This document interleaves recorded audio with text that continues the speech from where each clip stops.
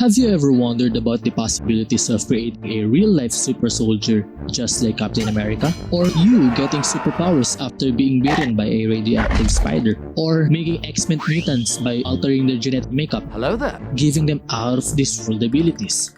Well, say no more. Because of genetic engineering, we are now capable of creating genetically modified organisms that have certain superpowers. Some of which you might have heard of during your 8th grade science class includes drought, pest, and disease-resistant crops, glow-in-the-dark fish, fruits with more nutritional value, and many more. So today we are going to talk more about GMOs, their effects, impacts, and ethical implications.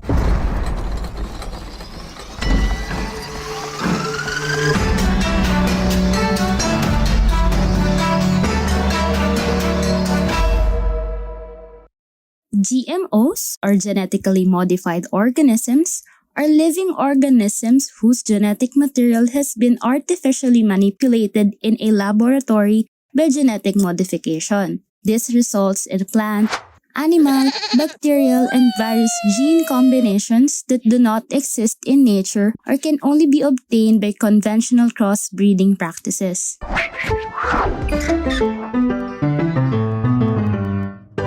In 1972, Herbert Boyer and Stanley Cohen collaborated to create the first viable genetically modified organism, which was a huge step forward in GMO technology. The two scientists created a procedure for cutting a gene from one organism and pasting it into another with great accuracy. They used this approach to transfer an antibiotic-resistant gene from one strain of bacteria to another, giving the recipient antibiotic resistance. By the year 1976, Cohen and Boyer established a new company, Genentech, and introduced human genes that produce insulin into bacteria strains. These bacteria then started to manufacture insulin. Next to insulin was the human growth hormone that enabled dwarf children to grow normally. It was only in the year 1990 when gene splicing technology emerged in the food industry, when a GMO rennet was used to curdle milk to form curds and whey was approved by the FDA. The gene for making rennet was isolated by the pharmaceutical giant Pfizer from a cow's stomach and inserted into bacteria, and by the year 1995, 67% of the cheese produced in the United States was made with rennet from GMO. Despite the milestone that we achieved and all the benefits that we enjoyed, we are not free from the consequences of our actions. There are certain detrimental effects that GMOs have induced alongside with its good effects.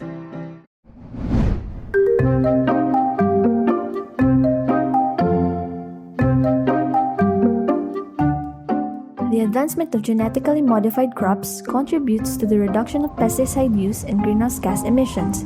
GM crops with insect-resistant minimized pesticide by 776 million kilograms, or 8.6%, between 1996 to 2018. Moreover, the utilization of crop biotechnology decreases tillage and fuel use, hence also decreasing the emission of greenhouse gases. Alongside the positive impacts are the risks of GMOs. An example is an existing competition with natural species. GMOs have faster growth, giving them a more competitive advantage, which gives them the tendency to become more invasive.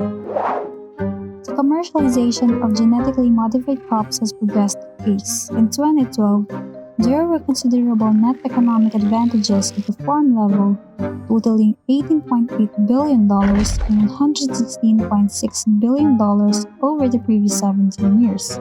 Despite the economic benefits, some people are still doubtful of GMOs. They claim that there is a possibility that private agrobiotechnological companies will claim ownership of the organism they make and refuse to share them with the public for a reasonable fee.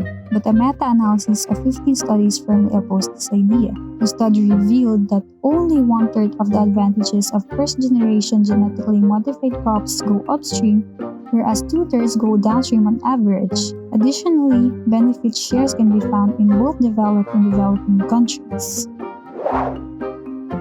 The ability to genetically modify crops has greatly impacted the field of agriculture. Some of the benefits of genetic modification in agriculture are higher crop yields, pests and virus resistance, the improved nutritional value of certain crops like golden rice, lower cost of food and drug production, and long-term food security. Advances in genetic engineering have also made crops mature faster, tolerate environmental stress factors such as drought, cold, aluminum, boron, and salt, enabling plants to grow in environments where they would not normally thrive. The use of genetically modified animals as models of human genetic diseases allowed the researchers to test novel therapeutic approaches and investigate potential risk factors.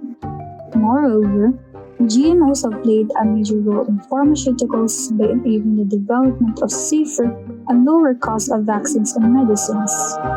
Some examples are injectable insulin produced in genetically modified E. coli bacteria and recombinant hepatitis B vaccine produced by genetically modified Baker's yeast.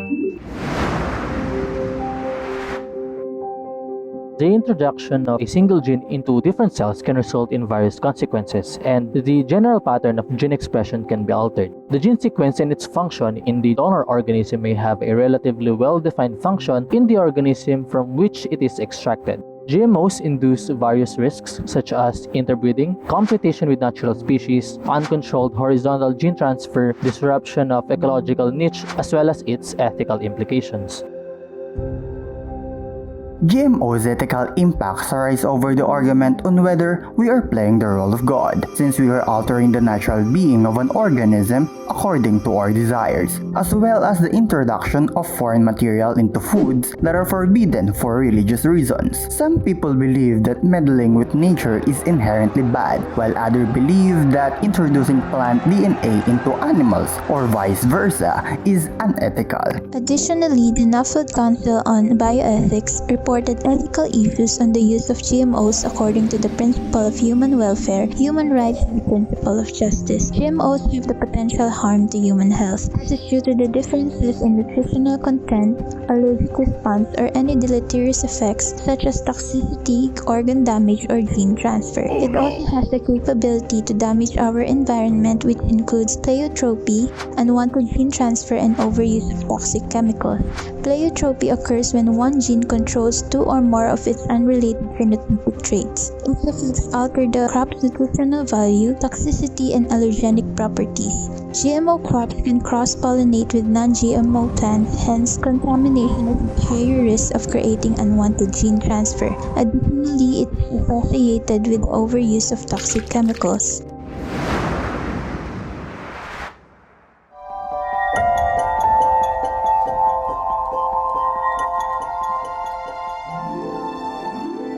The huge impact of emergence of GMOs on the maintenance of human lifestyle and consumption is notable. Its economic presence in the public environment should encompass comprehensive governance towards its risk assessment, including the biosafety measures that covers every entity, including humans.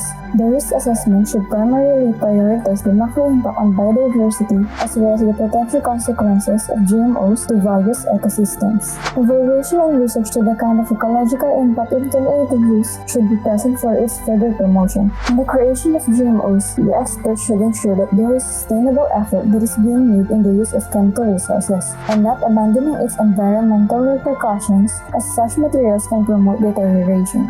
We believe that conservational efforts should also be present in addressing its benefits to the society. With respect to the wide variety of improvements it can offer, our group decided to accept GMO as long as it is in accordance with ethical procedures, past risk assessments involving the safety of humans, organisms, and the environment. Besides economic and medicinal importance, we believe that GMOs must be evaluated with the regulatory approval of the World Health Organization or WHO, Food and Drug Administrations, and complement the collective insights or solution of environmental organizations.